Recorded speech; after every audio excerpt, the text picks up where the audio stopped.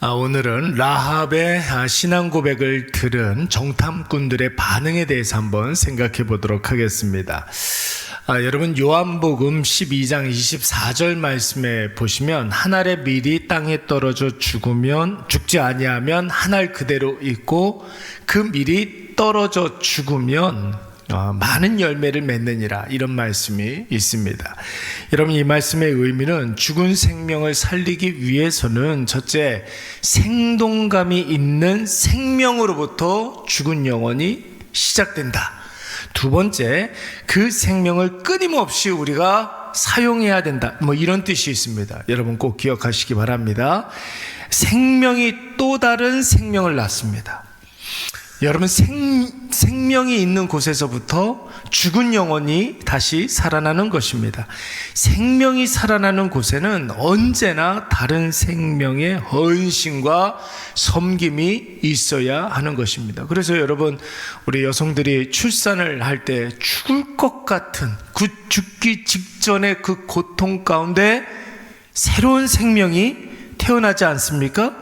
그런데 여러분, 죽을 것 같은 그 고통도 새로운 생명이 태어나면 여러분, 그 고통은 온데간데 없어지고 여러분, 생명의 기쁨이 우리 마음속에 일어나는 줄로 믿습니다.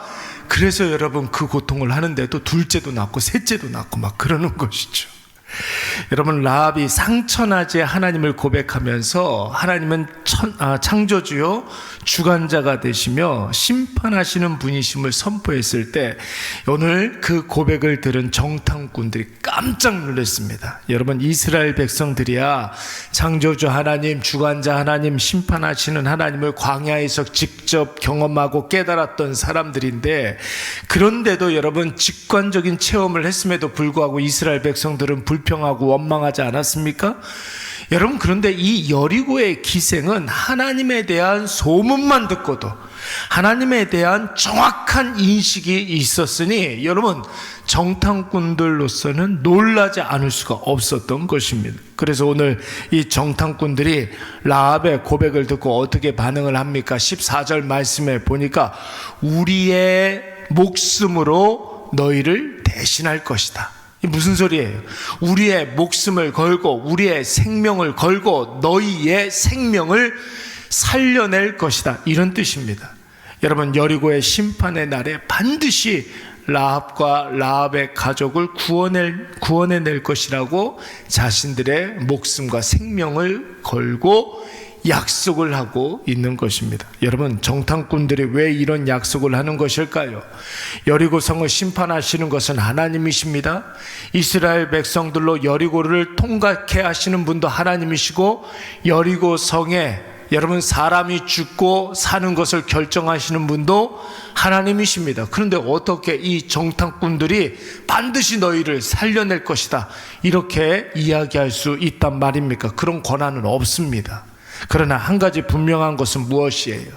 라합이 자신들의 목숨을 구해줬다는 것이고, 자신의 목숨을 걸고 한 그 믿음의 결단을 여러분, 정탐꾼들이 들었다는 것이에요. 그리고 라합이 자신들 앞에서 하나님을 상천하지의 하나님으로 고백하는 것은 그가 구원의 하나님을 확신하고 있었다는 것입니다. 여러분, 구원의 하나님을 확신하고 있는데 하나님께서 어찌 그 생명을 버리실 수가 있겠습니까? 여러분, 믿음으로 살아가는 자들은 하나님께서 반드시 그 영혼을 책임져 주시는 줄로 믿습니다. 세상의 악함하고는 전혀 상관이 없어요. 그 사람이 실수를 했느냐, 그 사람이 범죄를 했느냐, 이것과도 상관이 없습니다. 하나님께서 여러분, 믿음으로 사는 자는 반드시 구원하신다고 약속한 줄로 믿습니다. 이 구원의 확신으로 살아가는 거예요. 그러니까 여러분, 오늘 라합은 그 고백 하나만으로도 구원받는 줄로 믿습니다. 여러분, 하나님이 지금 이 하나님을 믿는 라합을 구원하기 위해서 제일 중요한 것, 이 정탐꾼들을 여리고성에 보내셨다라는 것이에요.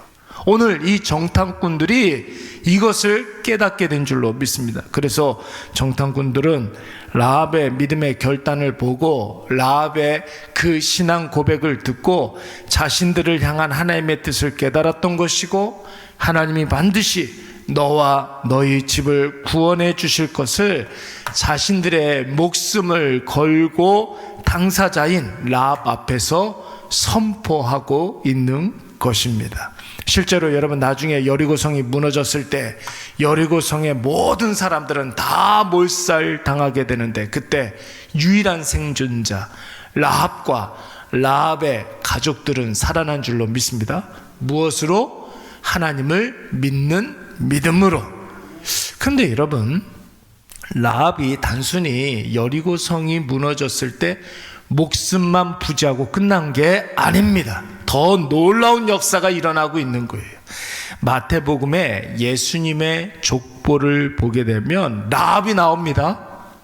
여러분, 예수님의 족보에 이 라합이 나오는데, 여러분, 라합이 누구의 엄마입니까? 보아스의 엄마예요. 여러분, 보아스가 누구입니까?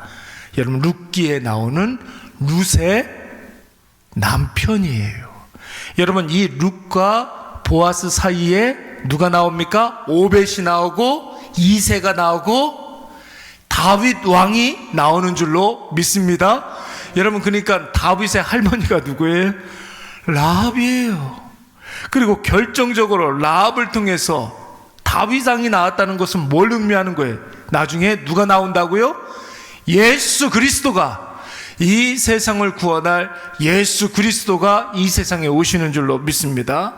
여러분, 어떤 학자들은 정황상 이 라합의 남편이 오늘 이 여리고성에 파견된 2명의 정탐꾼 중에 한 사람인 살몬이라고 이야기하는 사람이 있어요.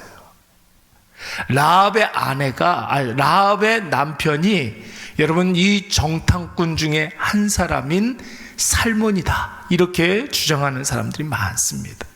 여러분, 이것이 정설이라고 한다면 오늘 이 2명의 정탐꾼들은 여리고성을 무너졌을 때 가장 먼저 라합의 집으로 달려가서 라합과 그의 가족들을 구출해 내었던 것이고, 뿐만 아니라 라합과 결혼해서 이스라엘의 최전성기의 다윗 왕조의 조상이 되는 것인데, 하나님의 구원 계획이신 예수 그리스도께서 이 땅 가운데 오시는 굉장히 중요한 비중을 차지하게 되는 것입니다.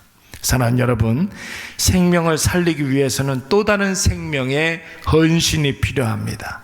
생명의 씨가 뿌려진 곳에 생명의 새싹이 나오는 것이지, 어떻게 여러분, 사망에서 선한 것이 나올 수가 있겠으며 죽은 자에게서 생명이 나올 수가 있겠습니까? 오늘 우리는 새로운 아침을 맞이했습니다. 새로운 아침을 맞이했다는 것은 하나님께서 우리에게 새로운 생명을 주셨다는 것을 의미하는 거예요. 여러분, 그도 그럴 것이 지난 밤에 우리가 마치 죽은 자처럼 깊은 잠에 빠져서 꼼짝달싹 할 수 없었던 존재였는데, 그런데 하나님이 오늘 우리에게 새로운 하루를 허락해 주시기 위해서, 이 아침을 주시기 위해서 우리를 깊은 잠에서 흔들어 깨워 주신 줄로 믿습니다.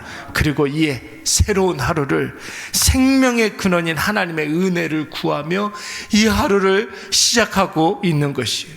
우리의 생명은 하나님께로부터 온 것이며, 하나님은 우리의 생명을 쓰시기를 원하고 있습니다. 어디에? 죽은 영혼 살리는 것에.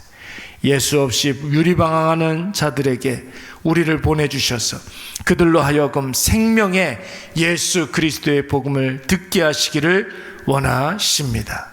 아무것도 없는 광야에 여러분, 생명의 오아시스가 있으면 아무리 척박한 광야라 할지라도 여러분, 그 오아시스에서부터 생명이 시작되지 않습니까?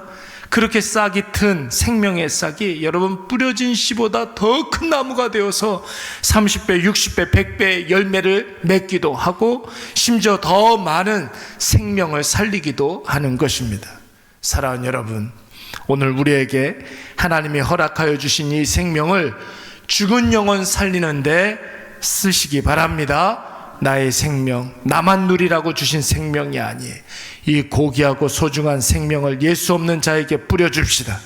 그들이 나의 생명을 먹고 마시며 그들에게 생명의 여러분 맥박이 잡히도록 해줘야 될 줄로 믿습니다.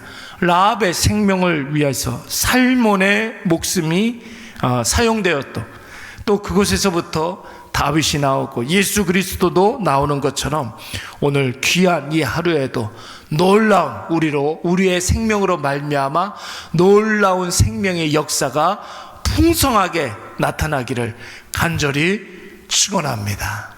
우리 잠깐 기도하도록 하겠습니다. 사랑과 은혜가 풍성하신 여호와 하나님 아버지, 참 감사합니다. 죄로 말미암아 완전히 죽었던 우리에게 예수 그리스도의 생명의 빛을 비춰주시사 다시 살아나는 놀라운 은혜를 허락하여 주시고, 그 생명과 그 은혜를 우리의 삶에서 누리게 하여 주심을 참으로 감사드리옵나이다. 이 시간 주님 주신 이 생명 가지고 우리도 우리의 삶에서 죽은 자 살리는 일에 쓰임받게 하여 주시었고, 먼저 생명의 은혜를 받은 우리가 주님 우리에게 주신 것 이웃을 위해서 쓰고 나누어 주고 퍼줄 때 더 큰 생명의 역사, 은혜의 확장이 있게 하여 주시옵소서. 오늘도 가정을 위해서, 교회를 위해서, 이웃을 위해서, 특별히 나 자신을 위하여 기도할 때 하나님의 임재하심을 경험하게 하여 주시옵고, 우리 기도하는 자리가 은혜로 풍성하게 하여 주시옵소서. 자녀를 위하여 날마다 기도하는 어머니의 기도를 들어주시옵고, 삶의 막다른 골목에서 한 줄기 은혜를 구하는 자들에게 주의 은혜를 넘치도록 주여 부어 주시옵소서. 감사를 드렸고 예수님의 이름으로 기도드리옵나이다. 아멘. 하늘에 계신